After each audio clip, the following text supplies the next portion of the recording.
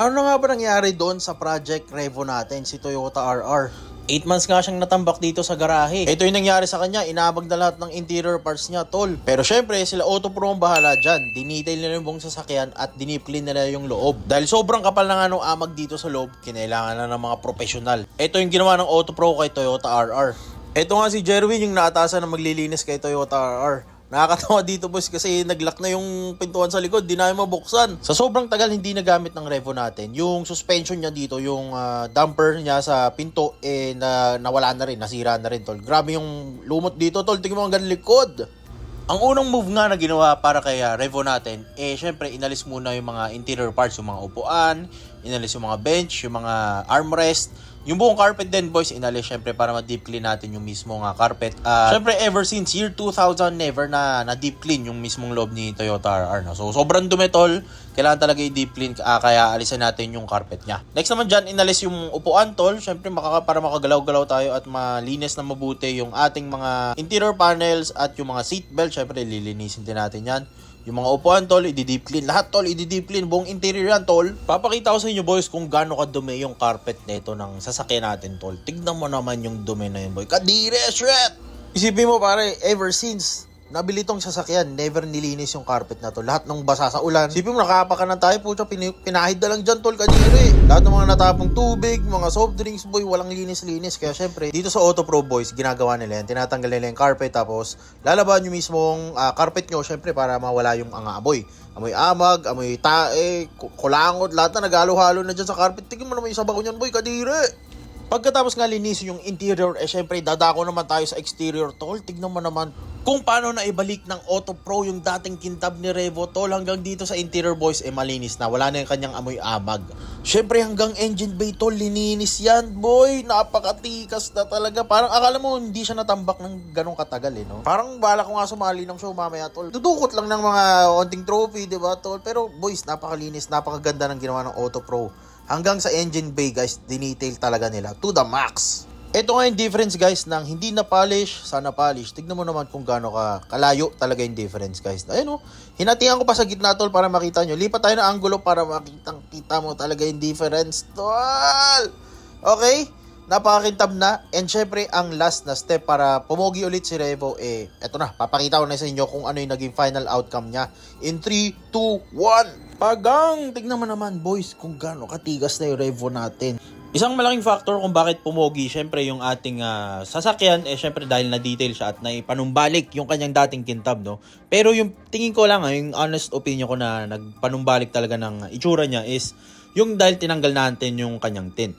And nakakatuwa lang rin boys na nakikita ko na ulit yung sasakyan namin na ganito. Ito kasi yung first ever namin na kotse boys. Kung di nyo napanood yung first video natin, ito yung first ever family car namin. Ito yung pinakaunang brand new na binili ng parents ko, no? So, napaka-nostalgic lang talaga ng feeling na ako na yung nag-aalaga sa kanya, no? Tapos, ayun boys, tingin mo, napaka-tikas talaga, boy, pag wala yung tint, no? Pang! Tapos, isipin mo, boys, napakakintab, ang kapal ng gulong, naka-tire block tol.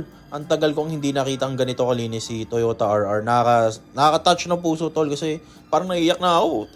Ayun boys, hanggang engine bay, tol, napakakintab ng lahat. Pero kahit naman medyo lobat pa rin siya guys, ginagamitan pa rin natin siya ng jump starter para mapagana. Okay lang naman no, nandito pa lang naman tayo sa stage 1 tol, yung pagpapanumbalik ng kanyang itsura tol. Syempre para ganahan tayo onte. Pero boys, one click yan tol, basta may baterya tol. Bang, one click yan sir. Nagsa-start naman siya Baka may mga recommended kayong battery shop tol na nagbebenta ng mga murang battery o mga quality na pang sasakyan tol, baka naman pakitag naman sila sa comments.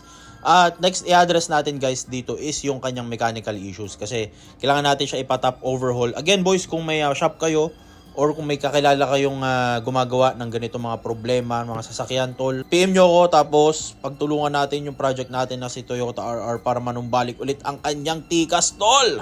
At syempre isasama ko kayong lahat tol, lahat tayo ng manonood dito, ipapakita natin sa inyo ano ba dapat ginagawa kapag nag-oil sludge na yung ulo ng ating makina, di ba? Ay boys, so napakatikas boys, napaka-pogi talaga ng Revo. Isa talaga yung Revo sa pinaka-favorite kong kotse dahil guys, sobrang luwag talaga nito sa loob. Ito pa yung mga bench type yung harapan, tapos yung nasa likod na part magkaharapan, diba? Napakaluwag tol, dami pwedeng gawin. Pwede kayong magmisa, pwede kayo magtumbang presyo dyan sa loob tol. Napakaluwag ng Revo. Guys, flex walang ulit ha. Pagbigyan nyo na ako tol, minsan lang kasi kumintab ng ganito. Ang kintab ng hood, di ba? Ako isang basahin ko talaga yung hood guys. Kasi syempre pag nagda-drive kayo, yun nakikita mo. Hanggang fender, hanggang pinto, hanggang yung pagkatuto nyo guys, sobrang kintab as in talaga. Iba talaga nagagawa ng proper polish guys, lalo na sa mga lumang sasakyan.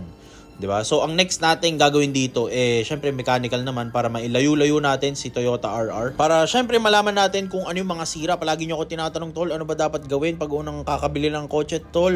Gamitin mo muna para malaman mo ano yung sira. Yung mga PMS tol, basic naman yan.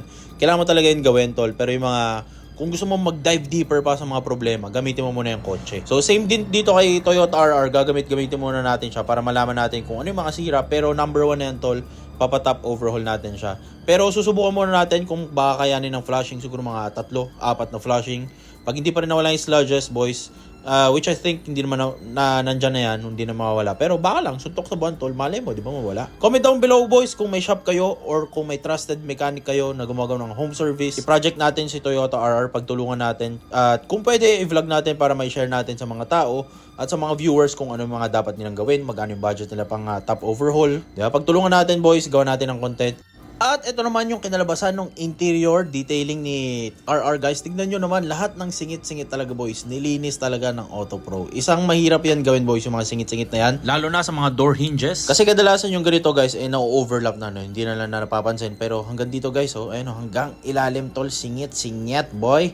Tapos yung gamit nating upuan ay yung mga stock seats. Medyo nagkaroon nga lang siya ng mga lamat guys dahil dun sa luma niyang upholster, which is yung mga naka leather. Syempre may mga botones yun boys. Kaya parang akala mo may amag tol, pero wala yan. At ito na yung naging finish ng mga sidings natin boys. Kapag may mga sidings kayo, hindi yan dapat makintab guys ha. Kapag makintab, isang indikasyon yan na medyo puro libag na yan, nagpatong-patong na. Dapat may medyo matte finish yan guys, matte finish. Ito yung interior guys, tingnan mo napakalinis tol, hanggang ceiling guys, nilinis talaga lahat. Dahil nakakatawa makita yung Revo natin na ganito guys, yung stock na color talaga niya, stock seats no, kasi ever since yan, ito yung gamit natin. Yung mga leather na syempre tatay build, di ba? Ano mga pandesal. Ito yung mga ginagamit nating car cover guys dati. Pero as of now, hindi na natin gagamitin yung mga cover na to tol dahil bubuhay na natin at gagamitin na natin to si Toyota RR. Naalala ko lang guys, dito ako sumasakay talaga dati sa likod kasi ito yung maliwag na part. Dito sa medyo gitna, medyo masikip. Pero ayun nakakatuwa, si Toyota RR buhay na ulit. Let's go! Tignan mo naman yung tikas ng hood na yan. Kahit langgam tol, mahihirapan kung sumakay dyan boys. Ito na yung natitirang tint kasi medyo mahirap siya. Pero ayun guys wala nang tint, napaka-pogi. Yung harap medyo ang hirap alisin tol. Kailangan ng El Professional. Hanggang bubong guys, ayun napakakintab talaga. Nakakatuwang makita ng sasakyan na ganito. Pasensya na kayo guys medyo masaya lang talaga ako kasi nanumbalik yung kanyang itsura dati. Syempre ito yung first car namin tol, nakakayak talaga. Putang ina. Dito na nagtatapos ang ating part 1 para kay Toyota RR guys. Abangan nyo na lang sa mga susunod na kabanata tol kung ano pa yung mga next na gagawin natin dito. Syempre bibilihan ko to ng Toyota grill sa harap tol. Parang ang sagwa, tignan, all black lang. Ang dugyot no. Kita kayo sa mga susunod vlog boys. Let's go!